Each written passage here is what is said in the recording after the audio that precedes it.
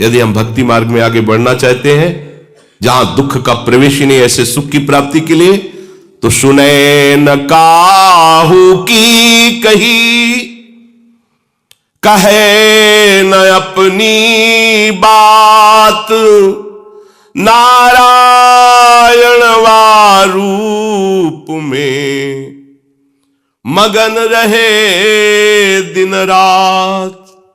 किसी की नहीं सुनना, अपने हृदय की बात किसी से नहीं कहना। अगर बात ही करना है तो अपने हृदयनाथ से बात करो, वो सुन रहे हैं।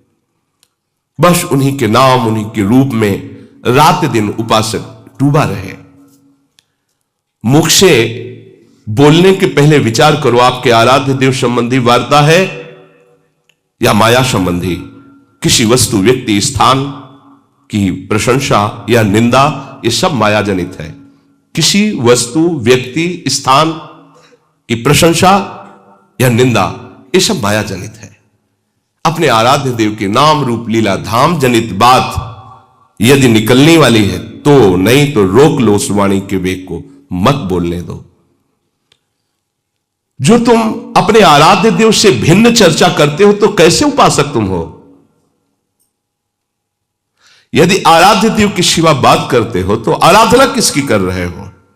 प्रपंच की या प्रपंच से अतीत परमात्मा की? अगर प्रभु के उपासक हो तो प्रभु की चर्चा करो, प्रपंच के उपासक हो तो करो प्रपंच की चर्चा।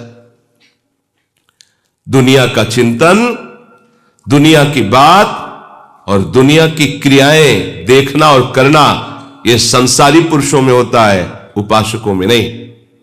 दुनिया का चिंतन, दुनिया की बात, दुनिया की क्रियाएं या क्रियाओं में दोष दर्शन, गुण दर्शन, यह संसारी पुरुषों के द्वारा होता है, उपासकों के द्वारा नहीं होता।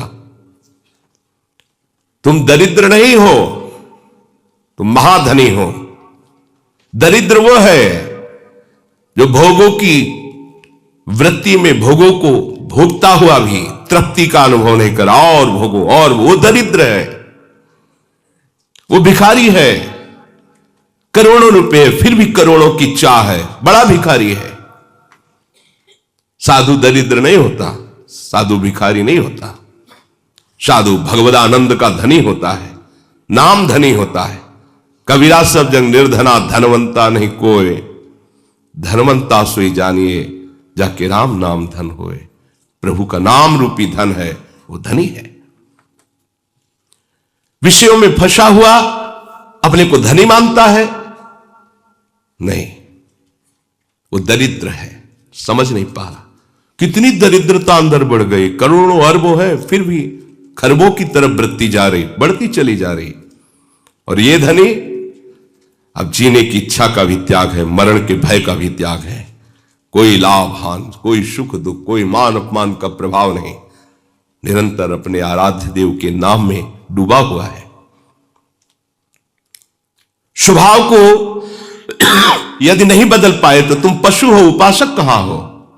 महापुरुषों के वचन है, जो अपने स्वभाव पर शासन नहीं कर पाया वो पशु है, उपासक नहीं है।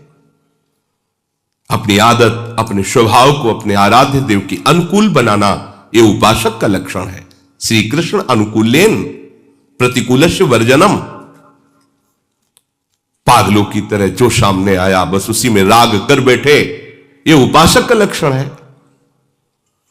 ऐसे को किसी में भी अनुराग नहीं होता, ये केवल अपनी वासनाओं का पोषण करते, चाहे जिस भेष में हो। महापुरुषों के वचन कड़वे जरूर लगते हैं, लेकिन ये वो सुदर्शन चूर्ण है जो जड़ से भवरोग रूपी बुखार को नष्ट कर देता है। संसारी बातों से, संसारी वस्तुओं से, संसारी पदों से आज तक किसी को सुख शांति मिली है क्या? चाहे वो किसी भी पद में हो। सांसारिक बातों से, सांसारिक पदवियों से, सांसारिक भोग सामग्रियों से आज तक किसी को सुख मिला है क्या? शांति मिली है क्या? वैराग्यवान को जो आनंद है वो ब्रह्मा जी, देवराज इंद्र को भी आनंद नहीं है, वैराग्य का आनंद। फिर अनुराग की तो बात ही जाती, वो तो इसके आगे की बात है। जन्म जन्मांतरों से हमारा विषयों में अनुराग रहा है, इसी अनुराग के चक्र को तोड़कर प्रभु से अनुराग करना, यही तो हमारी साधना है, यही हमारी साधुता है, यही हमारा भगवत मार्ग है। प्रभु में अनुराग हो जाना, संसार के राग का नाश हो जाना। कोई भी संसार का पदार्थ नित्य नहीं है, कोई भी संसार का संबंधी नित्य नहीं है, कोई भी संसार का पद नित्य नहीं है या नित्य है, नष्ट हो जाएगा। क्यों प्यार करते हो? ये रागियों को समझ में नहीं आ गए, वैरागियों की बात है। किसी भी वस्तु से, किसी भी व्यक्ति से, किसी भी पद से अपना संबंध नहीं है, तभी परम पद के अधिकारी। ये भागवत पार्षद बनने का सिद्धांत है, ये प्रिया सहचरी बनने का सिद्धांत है, ये उस चिदानंद सुख की प्राप्ति का सिद्धांत है जहां दुख का लेश मात्र भी नहीं है। यदि प्रभु के नाम में तुम्हारा प्रेम नहीं हुआ, प्रभु के रूप में प्रेम नहीं हुआ, प्रभु के धाम में नहीं प्रेम हुआ, तो घर छोड़ दो, कपड़ा छोड़ दो, चाहे जहां घूमो, कुछ नहीं मिलने वाला।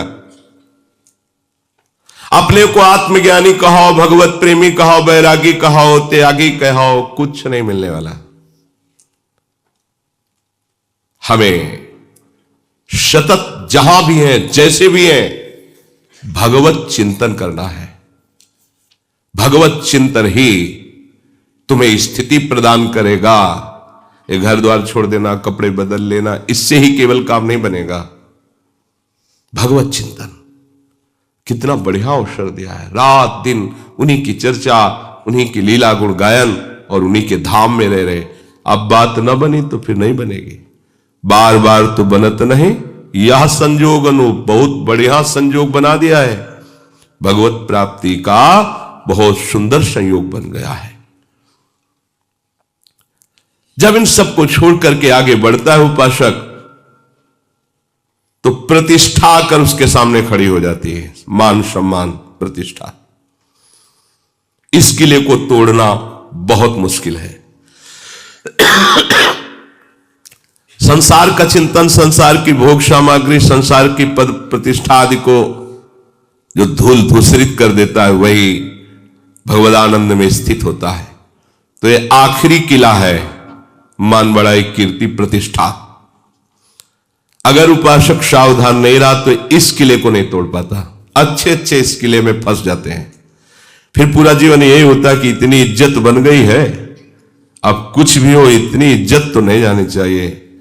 हजारों लोग हमारा सम्मान करते हैं, लोक लोकांतर में हमारा यश है, अब ये नहीं जाना चाहिए कुछ भी हो जाए। इसी से पाखंड धीरे धीरे आने लगता है। पाखंड को अवसर मिल जाता है अंदर प्रवेश करने का। प्रतिष्ठा की भी चाह मिटानी होगी। आई हुई प्रतिष्ठा को स्वीकार नहीं करना होगा। अगर उसे अपने में गुण मानकर स्वीकार किया तो आप इस प्रतिष्ठा रूपी किले के अंदर फंस जाएंगे और निज महल में पहुंचने में बाधा पहुंच जाएगी। इसलिए जो बहुमान करे को मेरो, कि ये बहुमानत ना ही बड़ाई नहीं मानना। और है क्या तुम्हारे अंदर, किस बात की बड़ाई? अरे प्रियालाल कृपा करके धाम में वास दिए, प्रियालाल कृपा करके परमार्थ में चला रहे, प्रियालाल कृपा करके अपने नाम वाणी का चिंतन मनन करा रहे हैं। अगर कुछ बोल रहे हो तो उनकी कृपा से बोल रहे हो। तुम क्या हो? वो अभी चाहे तो जबान लड़खड़ा कर बंद हो जाए, जीवन में एक अक्षर ना बोल पावे। तुम्हारी सामर्थ्य है? कोई सामर्थ्य नहीं। एक रोम झड़ना है तो उसे तुम नहीं रोक सकते हो, फिर तुम कितने सामर्थ्यवान। ये प्रतिष्ठा उन्हीं की हो रही है।